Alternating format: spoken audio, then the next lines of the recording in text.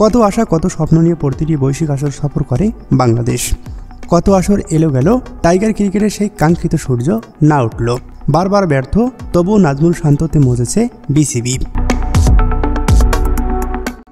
আর কতই বা এইভাবে, কবে ফিরবে বাংলার ক্রিকেটের সুদিন, আর কবেই বা মিলবে একটি কাঙ্ক্ষিত ট্রফি। হতাশ, পুরোই হতাশ। পাপন থেকে ফারুক আহমেদ, হাতুড়ে থেকে ফিল সিমস, তামিম থেকে শান্ত, এই পিকনিকের শেষ কোথায়? কেন বা এই অপচয়? যেখানে ট্রফি তো দূরের কথা, সেমিফাইনাল বা ফাইনালে উঠতে ব্যর্থ বাংলার টাইগার ক্রিকেটাররা। এই যে ধরুন, চলমান চ্যাম্পিয়ন ট্রফিতে নাকি ফাইনাল খেলবে বাংলাদেশ, এই কথা বলে উড়াল দিয়েছিল দুবাইয়ের উদ্দেশ্যে। পরিশেষে ক্রিকেট প্রেমীরা কি দেখল? ভারতের কাছে হার, নিউজিল্যান্ডের কাছে পাত্তাই পেল না মায়ের দোয়া ক্রিকেট টিম। পরপর 2 ম্যাচ হেরে আসর থেকে ছিটকে গেছে নাজমুল শান্তের দল। এই কি আমাদের প্রাপ্য? এটাই কি আমাদের এত বছরের অর্জন? নাকি সবাই আমাদের আবেগ নিয়ে খেলছে? নাকি বিসিবির সাবেক সভাপতি নাজমুল হাসান পাপনের কথাই সত্যি? আমাদের টার্গেট নেক্সট বিশ্বকাপ।